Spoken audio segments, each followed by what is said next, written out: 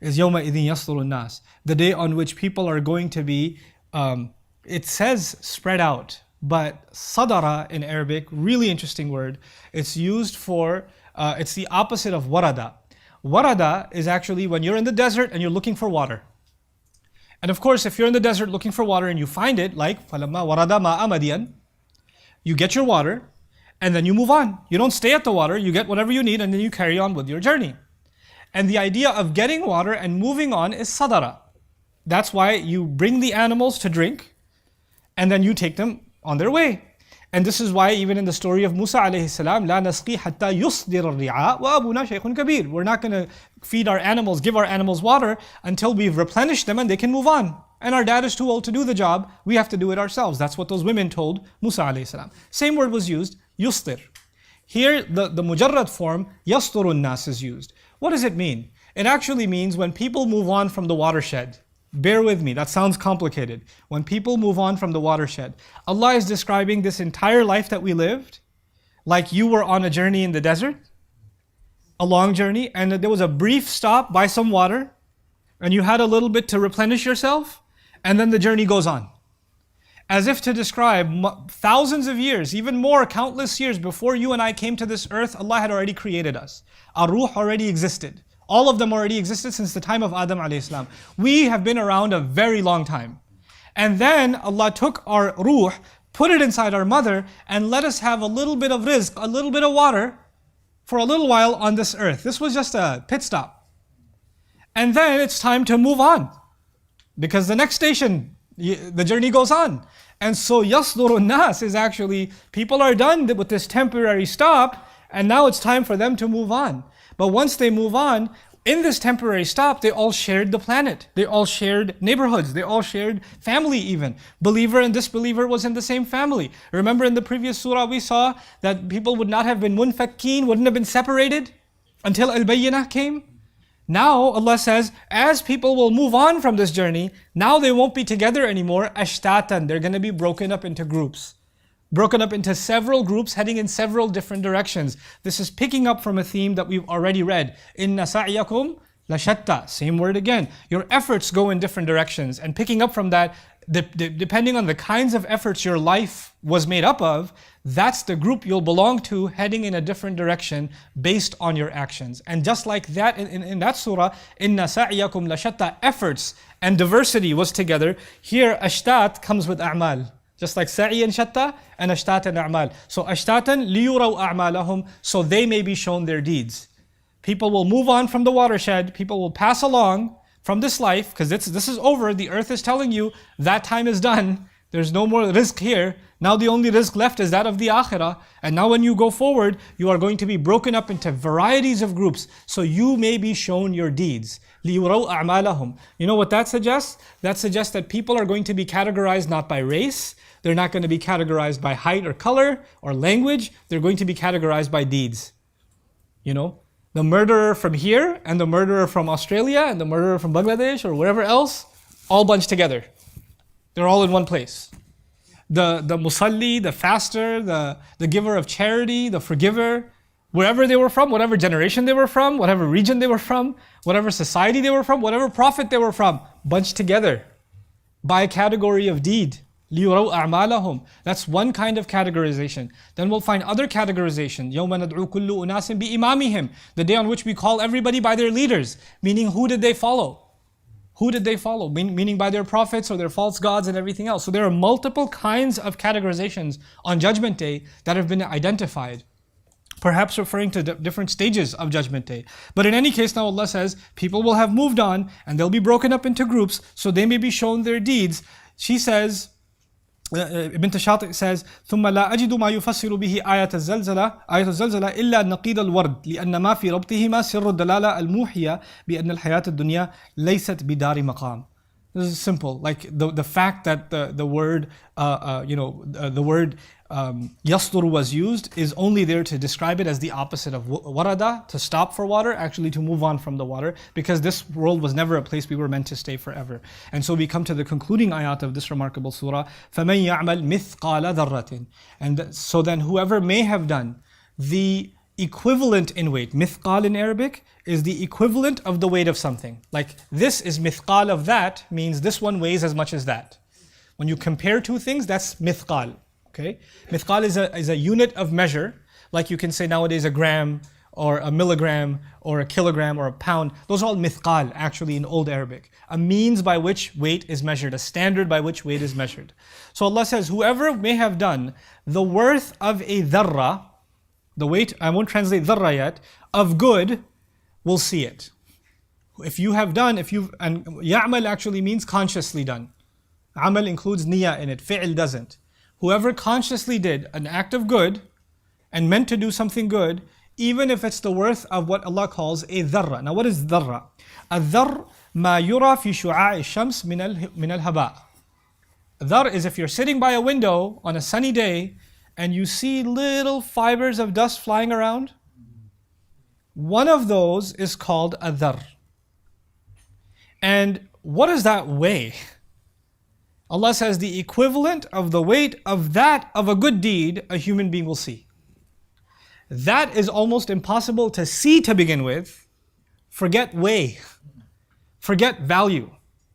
In other words, human beings will be shocked on that day that Allah counted the good deeds that they never even thought about.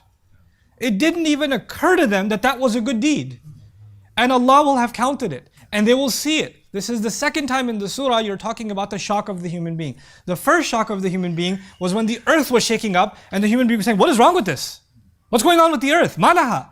The second time the human being is shocked is when he sees or she sees a speck, like a flying bit of dust. And by the way, where does dust come from? The earth. It rises from the earth. So you saw in the beginning of the surah, the earth is giving up its heavy burdens. And now by the end, not only are the heavy burdens a means of consequence, by the end of it, every speck is of consequence. And that's why the two times the word thiql was used. Athqal was for the heavy loads of the earth. In the beginning, وَأَخْرَجَتِ الْأَرْضُ أَثْقَالَهَا, and now the same root origin again, فَمَنْ يَعْمَلْ مِثْقَالَ ذَرَّةٍ خَيْرًا يَرَهُ. And it's a mercy from Allah Azza wa Jal. When we think of Judgment Day, we think of our bad deeds first. And in the surah, everything is so scary, but by the time he gets to the end, he says, before I tell you about your bad deeds, let me tell you first, none of your good deeds are going to be wasted away. There's not a good deed that will not go on record. It will be counted and it will be measured. Even if it's so small that it was impossible to measure in this world. Now herein lies the question. How is something impossible to measure in this world, but is so valuable on Judgment Day, or of any value on Judgment Day? You see, the thing is, when the Prophet ﷺ says, إِنَّمَا الْأَعْمَالُ بِالنِّيَّاتِ, actions are entirely dependent on their intentions. That is not how the world works. That is only how Islam works. That's not how the real world, or this worldly life, that's not how it works. If somebody does a great job, or does everything they needed to market the product, to sell the product, and they made no sales. They made no sales. Are they going to keep their job or going to lose their job?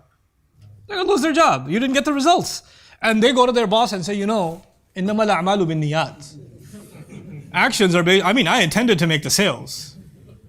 And وَإِنَّمَا لِكُلِّ امْرِئٍ مَّا نَوَى. Every person should get rewarded according to their intention. My intention was to make more sales than have ever been made in history. Yes, I didn't make a single sale, but since I should be rewarded based on my intentions, I need a bonus. That is not how the world works. The world works on results. What impact did you have? How much sales did you make? How many audience did you have? How many people attended the program? How much money did you raise? How many people did you feed? Like a charitable organization, its success is going to be some bar graphs. What you can measure. What you can see. But somebody living in some apartment somewhere and he's helping their neighbor out or whatever, that's not on a chart anywhere. You understand? The same way, there's a fundraiser and they say, who's going to give 50,000? And nobody raises their hand because it's awkward. But some guy writes a check for 50,000. And by the end of it, when the fundraiser is like already over, people are dying, they're falling off in their chairs, and the guy's not letting go, and he says, okay, who's going to give $5? Right? And when somebody says $5, the takbir is much lower. Like, it's not like takbir! It's not like that anymore. I was like, Allah, like that. But what do you know? That there's someone in the audience who only had $5.50. And they gave $5. You don't know that. in this world, it only added to the balance by $5. But in the next world, that $5 may be worth way more than anybody in this world could ever have imagined. The scales of that day are different because they are based on the level of sacrifice you made, the level of difficulty you went through, the level of difficulty I had to go through. So that day, it may be that the 50,000 was worth nothing, or worth less than the 50 cents on the other side, or the quarter on the other side. It may be that case. So this is mithqala dharratin. What you thought was nothing, nobody else thought it was significant. Your contribution, who would even know? Who would even care? Today, for example, we think about, think of the scholars that have passed this deen along to us, right? And those scholars that passed this deen along, many of them, we don't know much about their mothers. We don't know much about their fathers. We don't know much about their influences.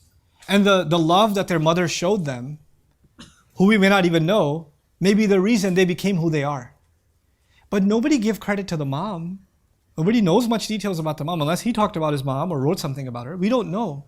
But that woman who the world doesn't know, and her son or her daughter everybody knows, that woman is reaping so much from the ummah because of what she did. You understand? There are people on the scene and there are people behind the scenes. There are people that are prominent and people that are invisible. On the Day of Judgment, you'll see that this is why Allah calls it like a lahwun wa la'ib. It's like a game and a play. And even the idea of la'ib, some say, is playing along. Like somebody looks like a king, somebody looks like a beggar, but on Judgment Day, the beggar looks like a king and the king looks like a beggar. Things are going to flip. So whoever may have done even the worth of a flying piece of dirt, a speck flying in the air, something weightless in this world, even the worth of that they will see. And the other implication of that, of course, is even if in the spiritual sense it was worth so little, like we prayed but our mind was somewhere else, we made mistakes in our prayer, our wudu was faulty or whatever else, it was some like 99% the salah was horrible. That 1% of good that was in it, Allah will count that too. He'll give that to you, you know. This is why at the end of our prayer we say, Rabbana taqabbal minna. Master, accept from us. Okay, it was broken, it was flawed, it was a lot of problems in it, but whatever patch job we gave you, just take it from us. You know, you'll accept it from us. That's the dua of Ibrahim alayhi salam passed on to us. And for us it's a lot more valid, you know, because he built the Kaaba and made that dua. We do what we do and then we make that dua, Allah accept from us.